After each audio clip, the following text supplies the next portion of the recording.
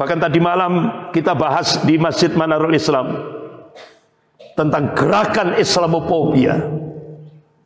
Ini kebencian mereka itu luar biasa, Pak. Bahkan sampai pembenci-pembenci Islam ini dilindungi oleh negara, digaji oleh negara dari APBN. Jadi sekarang pembenci Islam itu dilindungi oleh negara, dilindungi oleh Mabes Polri, digaji dari APBN, diambilkan dari pajak-pajak umat Islam se-Indonesia, termasuk jamaah masjid Ki Ageng Kripik. Kenapa saya berani ngomong? Karena saya pernah jadi tersangka.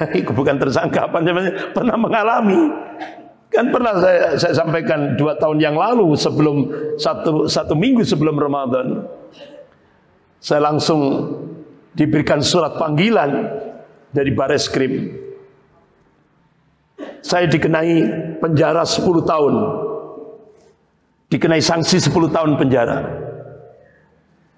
dengan tuduhan makar terhadap negara. Akhirnya saya datangi Bareskrim. Apa yang saya sampaikan ini dilindungi oleh negara. Ada Undang-Undang Dasar 45 dan itu harus kita taat itu. Ya ini Ustadz, ini laporan dari, jadi yang melaporkan buzzer istana. Masuk ke ruangan Bareskrim penyidikan, langsung, Ustadz, bisa ndak surat panggilan itu kami minta lagi. Loh, kenapa? Ternyata Ustadz tidak masuk delik hukum. Nah, akhirnya saya tanda tangani yang surat panggilan itu, diminta untuk tanda tangan, saya serahkan lagi. Akhirnya kemudian sebelum selesai saya tanya, Pak, bolehkah saya mengajukan gugatan balik terhadap buzzer istana? Apa jawabannya? Loh, Ustadz, nggak bisa. Buzzer istana itu dilindungi oleh negara, digaji oleh negara. Astagfirullah. Assalamualaikum warahmatullahi wabarakatuh. Innal hamdalillah nahmaduhu wa nasta'inuhu wa nastaghfiruh wa na'udzu billahi min syururi anfusina wa min sayyiati a'malina. Man yahdihillahu fala mudilla lahu wa may yudlil fala hadiya lahu. Asyhadu an la ilaha illallah wahdahu la syarika lah wa asyhadu anna Muhammadan abduhu wa rasuluh. Ya ayyuhalladzina amanu taqullaha haqqa tuqatih wa la tamutunna illa wa antum muslimun. Ya ayyuhan nasu taqu rabbakum alladzi khalaqakum min nafsin wahidah wa khalaqa minha zawjaha wa batha minhuma rijalan katsiran wa nisaa'a wattaqullaha alladzi tas'aluna bihi wal arham innallaha kana 'alaikum raqiba. Ya ayyuhalladzina amanu taqullaha wa qulu qawlan sadida yuslih lakum a'malakum wa yaghfir lakum dhunubakum wa may yuti'illaha wa rasulahu faqad faza fawzan 'azima. Amma ba'd. Fa inna asdaqal hadits kitabullah wa khairul hadi hadi Muhammadin sallallahu alaihi wasallam wa syarrul umur muhdatsatuha wa kullu muhdatsatin bid'ah wa kullu bid'atin dhalalah wa kullu dhalalatin finnar. Masyarul muslimin jamaah subuh rahimakumullah.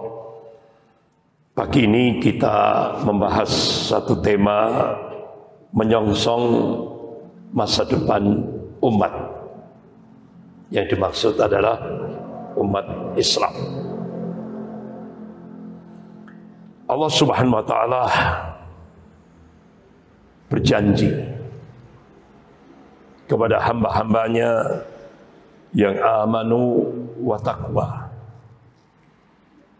wa kana haqqan 'alaina nasrul mu'minin. Kewajiban kami, kata Allah, memenangkan golongan mukmin.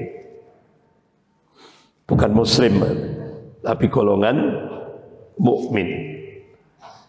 Pasti dimenangkan oleh Allah Subhanahu wa taala. Bapak-bapak, ibu-ibu yang dimuliakan Allah, dan janji Allah ini pasti. Innallaha la yukhliful mi'ad. Allah tidak akan mengingkari janjinya. La tabdila di kalimatillah, tidak ada perubahan akan kalimat-kalimat Allah. Janji Allah pasti. Akan tapi dari kepastian yang diberikan oleh Allah Subhanahu wa taala ini ada kewajiban. Apa? Kita harus melakukan taghyir, perubahan dari muslim menjadi mukmin. Pasti ta'yidullah, pertolongan Allah akan diturunkan. Ya. Karena kalau kita menjadi hamba Allah yang mukmin, hamba Allah yang muwahhid, yang mentauhidkan Allah dalam segala aspek kehidupan itu, pasti kemenangan akan diberikan pada kita. Al-falah, kemenangan pasti akan diberikan kepada kita. Kalau kita sudah memposisikan sebagai seorang mukmin, muwahhid, mentauhidkan Allah. Karena syarat mutlak kemenangan dari sisi Allah itu adalah muwahhid.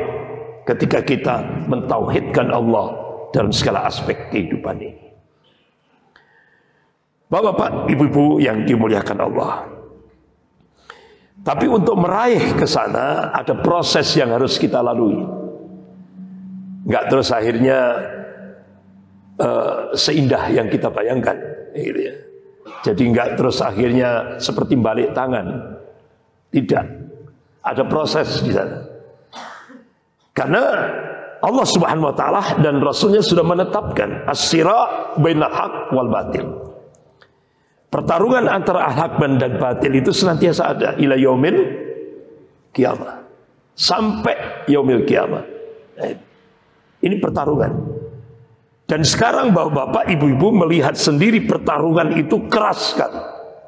Sangat keras. Antara al-haq dan batil. Sangat keras. Bahkan brutal. Bahkan tidak menutup kemungkinan apa yang terjadi pada saat 2019 mungkin lebih dahsyat lagi pada saat 2024. Jadi pertarungannya akan lebih dahsyat lagi. Karena apa? Karena yang kita saksikan sekarang ini pertarungannya sudah melibatkan kekuatan global. Jadi pertarungannya itu sudah melibatkan kekuatan global. Sebagaimana kita diingatkan oleh Allah Subhanahu wa taala tentang sunnatut tadawul, pergantian kepemimpinan dunia. A'udzubillahi minasyaitonir rajim dalam surah Al-Imran ayat 140. Wa tilkal ayyam dawiluha bainan nas wa liya'lamallahu alladziina aamanu wa yattakhidha minkum syuhada. Wallahu la yuhibbul zalimin. Wa tilkal ayyam nudawiluha bainan nas, dan masa kejayaan dan kehancuran, masa kemenangan dan kekalahan Allah pergilirkan di tengah-tengah manusia itu. Supaya dari situ bisa diambil ibrah, pelajaran. Wa liya'lamallahu alladziina amanu, dan Allah ingin menunjukkan bukti kebenaran ini kepada hamba-hambanya yang amanu, yang beriman kepada Allah, yang mentauhidkan Allah. Wa yattakhidha minkum syuhada, dan Allah ingin menjadikan sebagian mukmin gugur sebagai syuhada, mati syahid. Wallahu la yuhibbul zalimin, dan Allah tidak mencintai orang-orang yang zalim. Sebagian mufassir menafsirkan wallahu la yuhibbul zalimin itu maknanya Allah tidak mencintai orang mukmin yang tidak mau berjihad di jalan Allah. Allah tidak cinta pada seorang mukmin yang tidak mau berjuang di jalan Allah. Karena hidup ini adalah al-hayatu aqidah wal jihad. Hidup ini adalah mempertahankan akidah dan jihad. Sampai-sampai Rasulullah menegaskan, qala Rasulullah sallallahu alaihi wasallam, rasul amril Islam wa amadus salah wa dirwatus salamin jihad fisabilillah. Ini hadis sahih riwayat Muslim. Pokok sesuatu itu Islam, tiangnya salat. Puncak amal di dalam Islam itu adalah al-jihad fisabilillah. Oleh karena itu 2024 ini kita wajib berjuang. Ya, makanya ulama-ulama sudah memberikan warning, sudah memberikan peringatan. Kalau 2024 umat Islam kalah, habis sudah.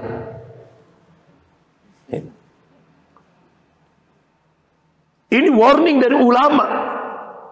Ya. Basirah, ketajaman mata hati ulama ini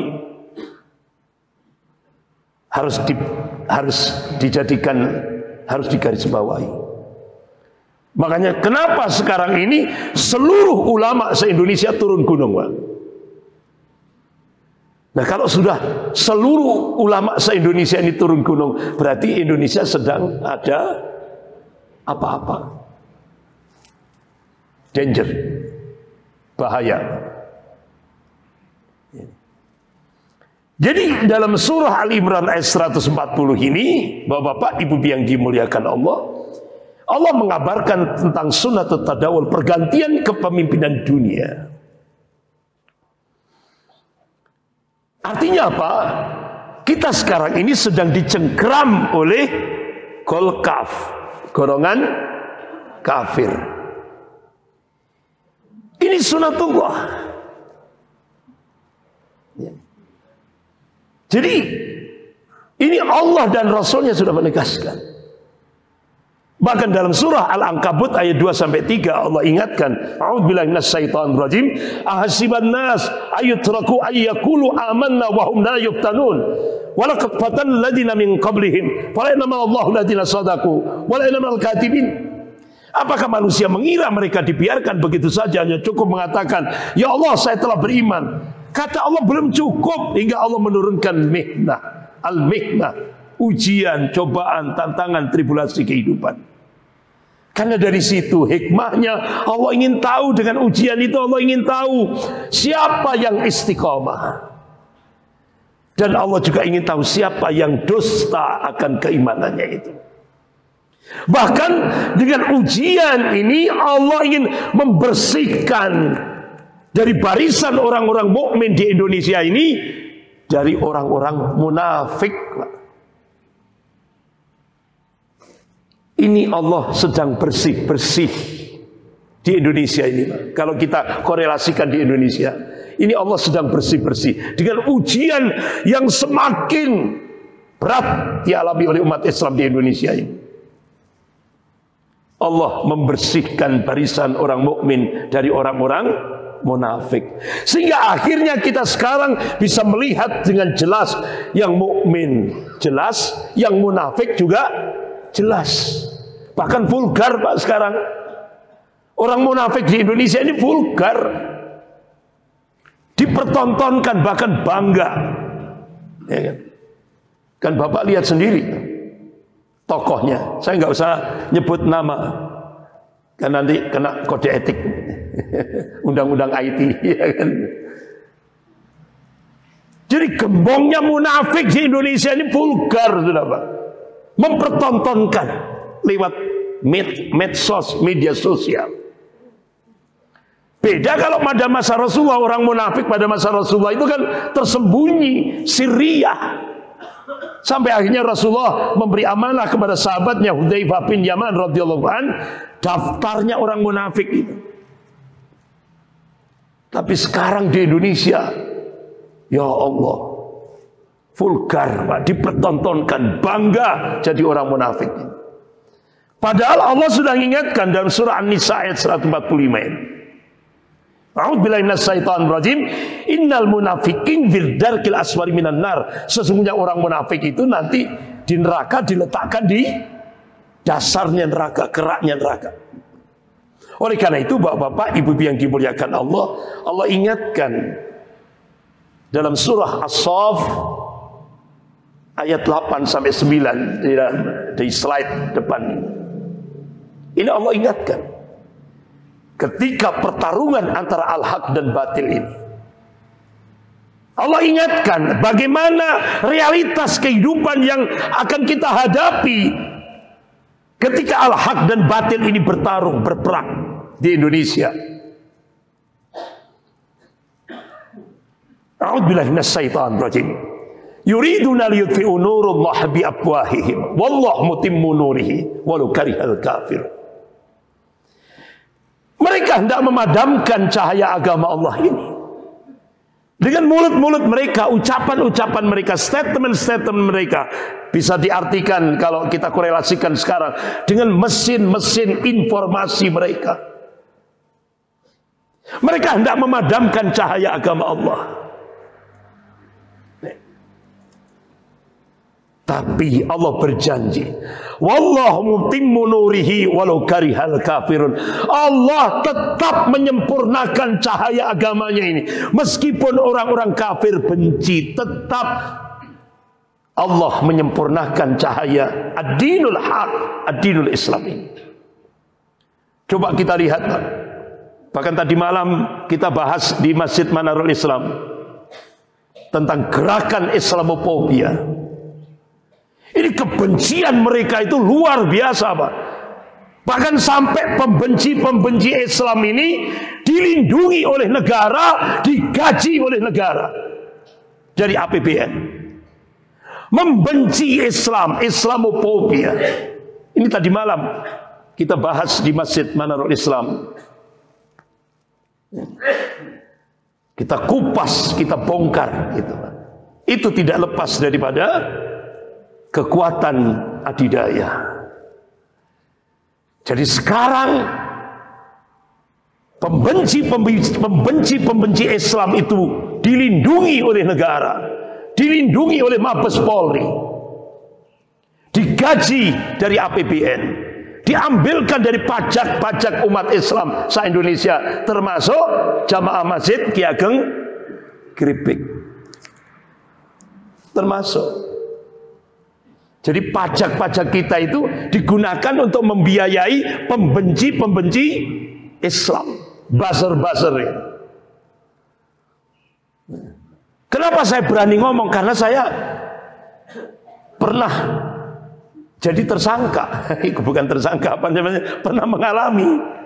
Kan pernah saya sampaikan 2 tahun yang lalu, sebelum satu minggu sebelum Ramadan, saya langsung diberikan surat panggilan dari Bareskrim. Langsung saya baca. Ternyata yang melaporkan buzzer istana. Saya dikenai penjara 10 tahun. Dikenai sanksi 10 tahun penjara. Dengan tuduhan makar terhadap negara. Akhirnya saya datangi Bareskrim. Sebelum saya disidik, saya tanya, Pak, makar terhadap negara itu kan bawa senjata. Kalau saya kan cuma ceramah saja. Saya cuma ceramah, ya kan? Dan itu dilindungi oleh Undang-Undang Dasar 1945, yaitu kebebasan menyampaikan pendapat. Apa yang saya sampaikan ini dilindungi oleh negara. Ada Undang-Undang Dasar 45 dan itu harus kita taat itu. Ya. Loh, kenapa saya dikenai pasal sampai pasal makar terhadap negara dengan ancaman penjara 10 tahun? Ya ini Ustadz, ini laporan jadi yang melaporkan buzzer istana. Akhirnya monggo silakan disidik. Tepat jam 10 saya disidik di Bareskrim. Langsung terus maraton sampai jam 11 sebelum zuhur. Pertanyaan terakhir, Ustadz, Apakah yang disampaikan Ustadz ini statement pribadi? Pak, tolong dibuka lagi, diputar lagi video yang ceramah saya di sebuah masjid ini. Akhirnya dibuka. Nah, saya jawab sekarang resmi ini. Tolong dimasukkan di BAP. Jadi apa yang saya sampaikan itu adalah hasil istimewa ulama ketiga di Hotel Sentul Bogor. Dan saya hadir, saya ikut mulai dari awal sampai penutupan. Kemudian ada konvensi pers dibacakan oleh Majelis Ulama Indonesia Pusat Kiai Haji Muhyiddin didampingi oleh Kiai Haji Dr. Anwar Abbas di kantor Majelis Ulama Indonesia Pusat. Saya tidak menambah dan tidak mengurangi. Selesai. Ustaz, saya koordinasi dengan pimpinan.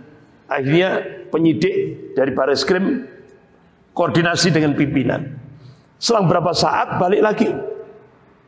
Masuk ke ruangan Bareskrim penyidikan, langsung, Ustaz, bisa enggak surat panggilan itu kami minta lagi? Loh, kenapa? Ternyata Ustadz tidak masuk delik hukum. Karena yang disampaikan Ustadz itu konvensi pers resmi Majelis Ulama Indonesia Pusat. Nah, akhirnya saya tanda tangani yang surat panggilan itu, diminta untuk tanda tangan, saya serahkan lagi. Akhirnya kemudian sebelum selesai saya tanya, Pak, bolehkah saya mengajukan gugatan balik terhadap buzzer istana? Apa jawabannya? Loh, Ustadz nggak bisa. Buzzer istana itu dilindungi oleh negara, digaji oleh negara. Astagfirullah. Nggak bisa Pak kita. Jadi pembenci Islam ini dilindungi oleh negara sekarang ini, digaji oleh negara dari pajaknya umat Islam se-Indonesia ini. Astagfirullah. Jadi ini pertarungannya luar biasa. Dan itu tidak lepas dari, ini mungkin Bapak lihat foto-foto itu, tidak lepas daripada cengkraman dua negara adidaya, yaitu Cina dan Amerika. Ini dua bayang-bayang yang mengeksploitasi Indonesia. Bahkan Bapak nanti bisa di rumah, bisa dibuka Mbah Google ya, 50 fakta Dr. Rizal Ramli mengungkap Indonesia sekarang sudah dijual. 50 fakta. Makanya Pak Presiden Soekarno pernah memberikan statement, kalau kami menghadapi penjajah Belanda, tapi kalian nanti akan menghadapi bangsa kalian sendiri. Artinya apa, Bapak-bapak? Jadi kita ini sekarang ini menghadapi pengkhianat bangsa yang menjual negara ini. Tapi mereka di permukaan, mereka jargonnya apa?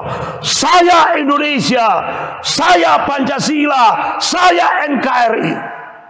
Sementara umat Islam dituduh radikal, intoleransi, teroris. Ini loh Pak, sandiwaranya itu seperti itu. Padahal mereka yang menuduh kita itulah pengkhianat bangsa yang menjual Indonesia. Ini yang terjadi. Mohon maaf Pak, ini langsung personel 3. Ya kan? Bapak-bapak, ibu-ibu yang dimuliakan Allah. Jadi benar-benar kita sekarang dicengkram oleh imperialisme Cina. Bahkan pakar intelijen dunia, pakar strategi perang dunia, Peter Warren dan August Cole melakukan riset dan hasilnya dipublish. Jadi ternyata diprediksi tahun 2030 sudah tidak ada lagi Indonesia. Yang ada adalah Indo-Cina. Oleh siapa? Mafia Taipan dan komunis Cina. Ini Pak, ini yang harus kita pahami bersama. Tapi Allah berjanji. Ini Pak.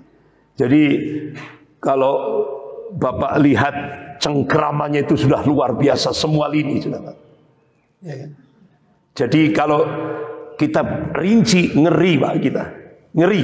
Itu kalau orang yang paham terhadap strategi, ngeri Pak. Kondisi Indonesia sekarang ini. Bahkan ketika saya bertemu beberapa waktu yang lalu dengan Jenderal Purnawirawan Tiasno Sudarto, Jenderal Sunarko mantan Danjen Kopassus, Jenderal Soeharto dan Komandan Marinir, ya kan? Pak Kolonel Purnawirawan Sugeng Waras dan beberapa pakar-pakar hukum tata negara, beberapa tokoh-tokoh ulama nasional, beberapa aktivis termasuk UI Watch, Universitas Indonesia Watch, gitu. Kita kumpul bersama. Ya Allah, ngeri Pak kondisi Indonesia sekarang. Gitu. Tapi akhirnya saya diminta memberikan presentasi. Waktu itu dikasih waktu 5 menit. Hanya saya sampaikan ayat ini. Allah berfirman dalam surah An-Nur ayat 55. A'udzubillahi minasyaitonir rajim. Wa'adallahu alladziina aamanu minkum wa 'amilus shalihat la yastakhlifannahum fil ardh kama istakhlafal ladziina min qablihim. Bapak-bapak, ibu-ibu yang dimuliakan Allah, Allah berjanji kepada hamba-hambanya yang aman wa amilus shalihat.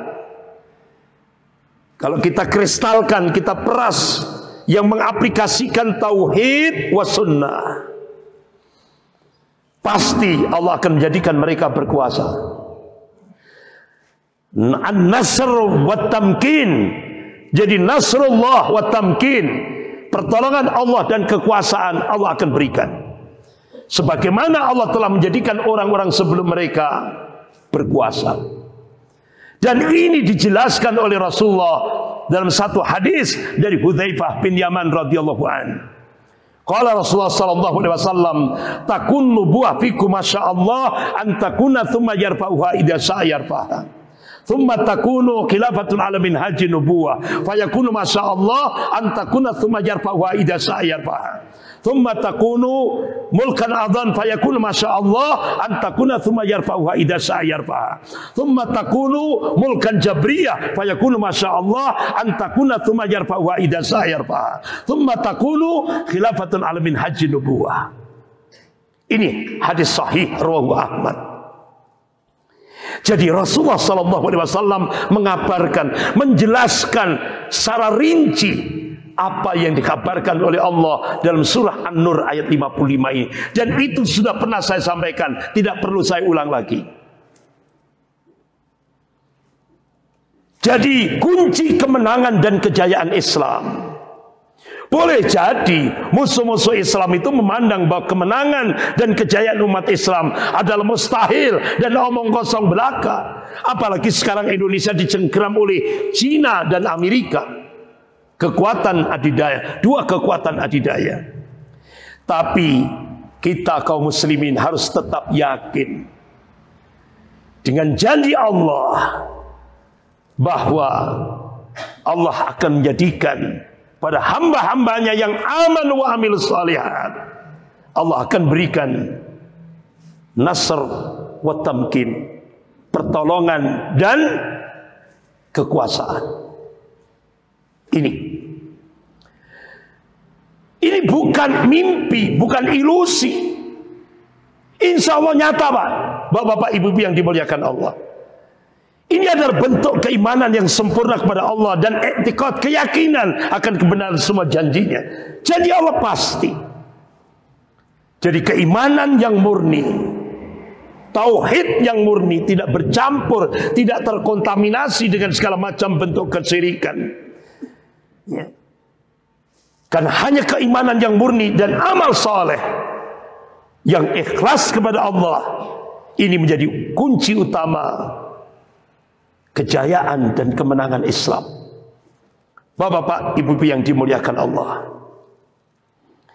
Jadi kalau kita sebagai seorang sebagai muslim bangga terhadap agama kita, ati'ullah wa ati'ur rasul, insya Allah Allah akan memberikan kehidupan yang mulia, bahagia, terhormat, bahkan memperoleh kejayaan dan kemuliaan di dunia ini. Bahkan insya Allah Allah tambah lagi, yaitu kebahagiaan nanti di yaumil akhir. Janji Allah pasti. Syaratnya apa?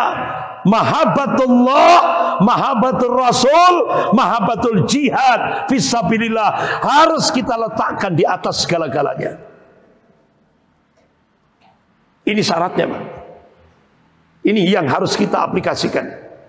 Allah ingatkan dalam surah At-Taubah ayat 24. A'udzubillahi minasyaitonir rajim. Qul, katakanlah, qul in kana aba'ukum, katakanlah jika bapak-bapakmu, wa abna'ukum dan anak-anakmu, wa ikhwanukum dan saudara-saudaramu, wa azwajukum dan istri-istrimu, wa asiratukum dan kaum keluargamu, wa amaluk taraftumuha dan harta yang kamu usahakan, wa tijaratan tasawuna kasada dan harta perdagangan, perniagaan yang kamu khawatiri kerugiannya.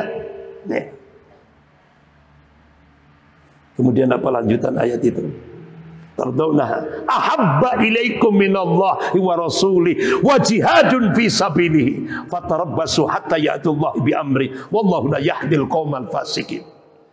Adalah lebih kamu cintai daripada Allah, Rasul dan jihad fisabilillah. Fatarabbasu hatta ya'tillahi bi amri.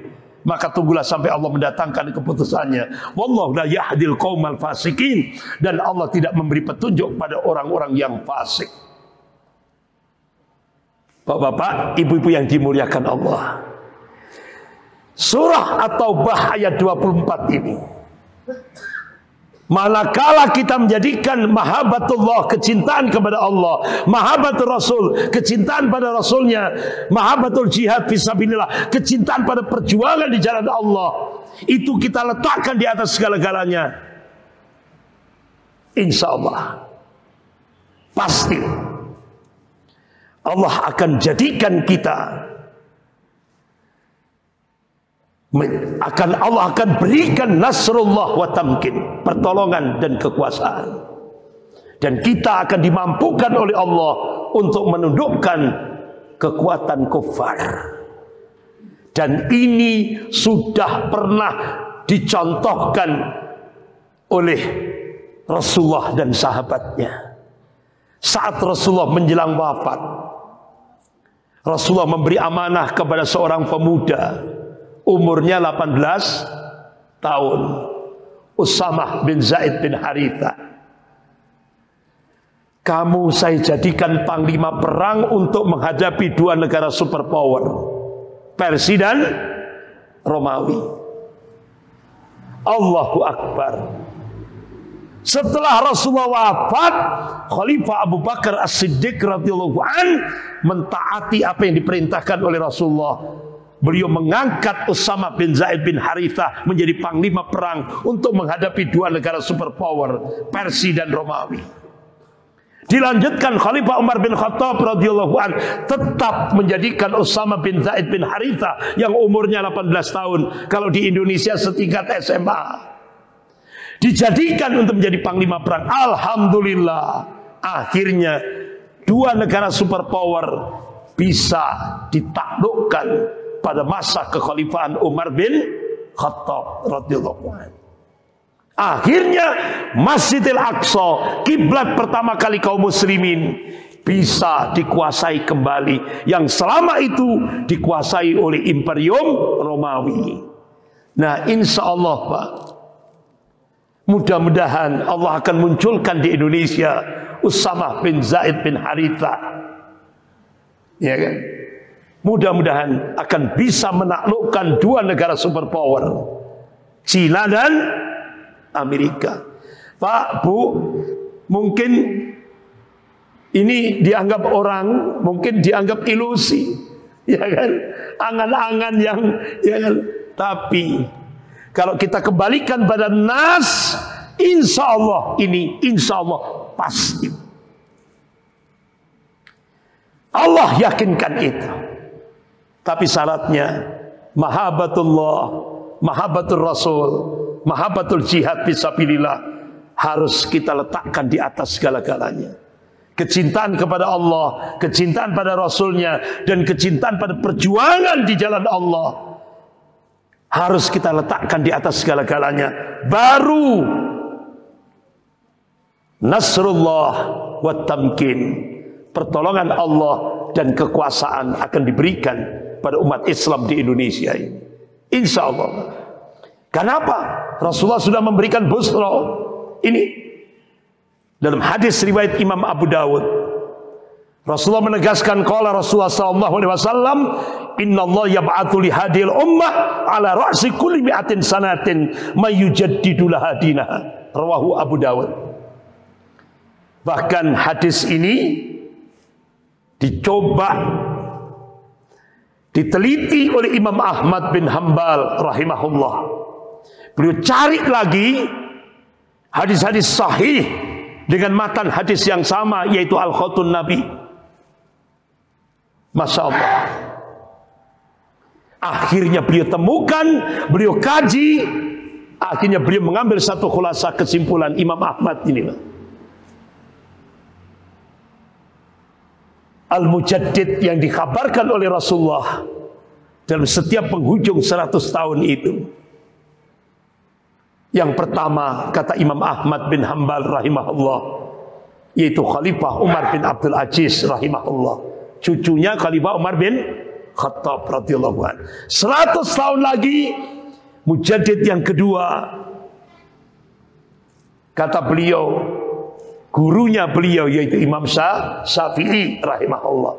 100 tahun lagi beliau memberikan statement, wallahu a'lam, hanya Allah yang tahu. Tapi Rasulullah mengingatkan, qala Rasulullah sallallahu alaihi wasallam, wa inal iman idza waqa'atil fitan bisam. Ini hadis sahih riwayat Muslim.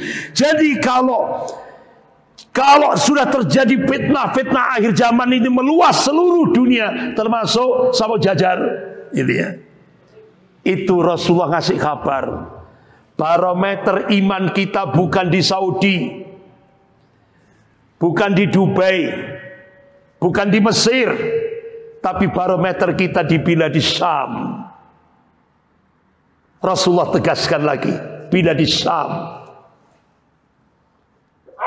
Bila di Syam yang mana? Rasulullah tegaskan, qala Rasulullah sallallahu alaihi wasallam bi Baitil Maqdis wa aqla bi Baitil Maqdis. Ini hadis sahih rawahu Ahmad. Palestina. Nah, sekarang bagaimana ulama Palestina? Masya Allah, yang dulu sudah pernah saya sampaikan, Syekh Dr. Abu Bakar Al-Awawidah,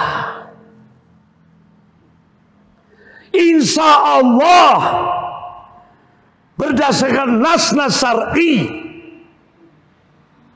bahkan dihitung secara matematis, kalau dihitung stat 1924 tambah 100 tahun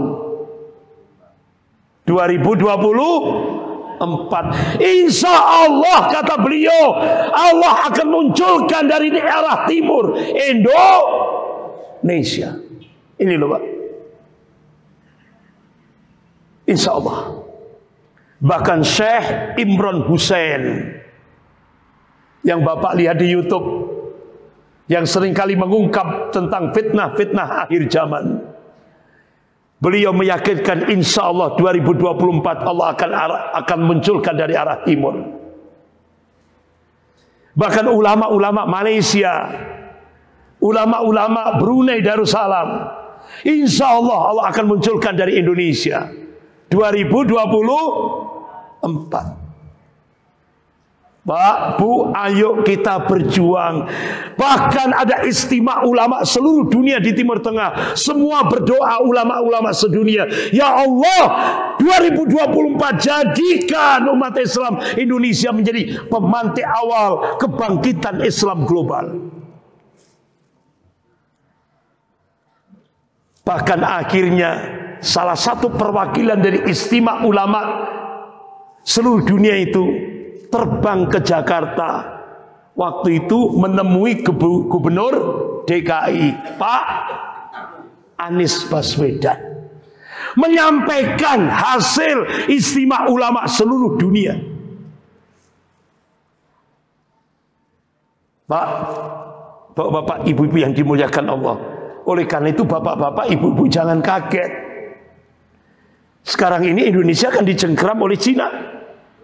Kalau bahasa akademiknya oligarki, di belakangnya ada PKC, Partai Komunis Cina. Sehingga akhirnya Cina menyiapkan dana 300 triliun untuk menghabisi Bapak Anies Baswedan. Sehingga akhirnya apa yang terjadi, Pak? Sampai media televisi ditutup. Seluruh Indonesia media televisi ditutup. Karena apa? Itu sangat membahayakan bagi komunis Cina. Karena nanti kalau gambarnya Pak Anies itu bisa lewat di media televisi sampai ke pelosok-pelosok desa, habis sudah komunis Cina itu, Pak. Oligarki itu akan mati. Akhirnya ada kebijakan dari Menkominfo, semua jaringan televisi ditutup, diganti dengan BTS. Sehingga sekarang orang lihat televisi harus pakai apa itu? Apa namanya? Ya, itu. Kenapa ini bisa terjadi di Indonesia? Karena mereka takut kalau gambarnya Pak Anies itu masuk ke pelosok-pelosok desa, dilihat oleh orang-orang pelosok-pelosok desa. Sehingga sekarang kita lihat televisi dibatasi hanya orang yang mampu beli BTS itu tadi. Astagfirullah, takut mereka. Semua medsos, buzzer disiapkan untuk menghabisi Pak Anies Baswedan dengan biaya 300 triliun. KPK, KPK Pak Firly, KSP Pak Mul digerakkan untuk menghabisi Pak Anies Baswedan. Semua aparat semuanya digerakkan. Ya. Bapak-bapak, ingat, kalau seorang pemimpin itu sudah dibuat seperti itu, ini emas asli atau emas imitasi, Pak? Kalau sudah seorang pemimpin itu, kalau saya umpamakan emas, ini emas asli atau emas imitasi? Asli, Pak. Jadi kalau sudah emas asli itu, ya Allah, itu pasti seperti pohon semakin tinggi semakin dahsyat, angin badai akan menempatnya. Jadi istilahnya, Pak, ini calon pemimpin umat Islam ini sedang digodok di kawah Condro Timoko. Nah, sekarang bagaimana kita? Tadi kan sudah diberikan busra, berita gembira oleh Allah dan Rasulnya. Pak, Bu, walaupun Cina, Partai Komunis Cina, 9 naga, oligarki, seluruh Indonesia akan menghabisi Pak Anies Baswedan. Ingat, semuanya kita masih punya Allah. Dan Allah meyakinkan, wa man nasru illa min indillahil azizil hakim. Kemenangan itu datangnya dari Allah yang maha perkasa lagi maha bijaksana, bukan dari manusia. Itu loh, Pak. kita diyakinkan oleh Allah. Jadi bapak-bapak ibu yang dimuliakan Allah, gantungan kita hanya Allah. Fir'aun original mudah bagi Allah untuk menghabisi, apalagi Fir'aun jenis KW. Saudara Pak, ayo gantungan kita hanya kepada Allah. Tugas kita berjuang, selamatkan negara kesatuan Republik Indonesia ini dari pengkhianat-pengkhianat bangsa yang menjual Indonesia kepada Cina. Insyaallah, nasrullah wa tamkin, pertolongan dan kekuasaan Allah akan berikan. Siap? Yakin? Takbir, Allahu Akbar.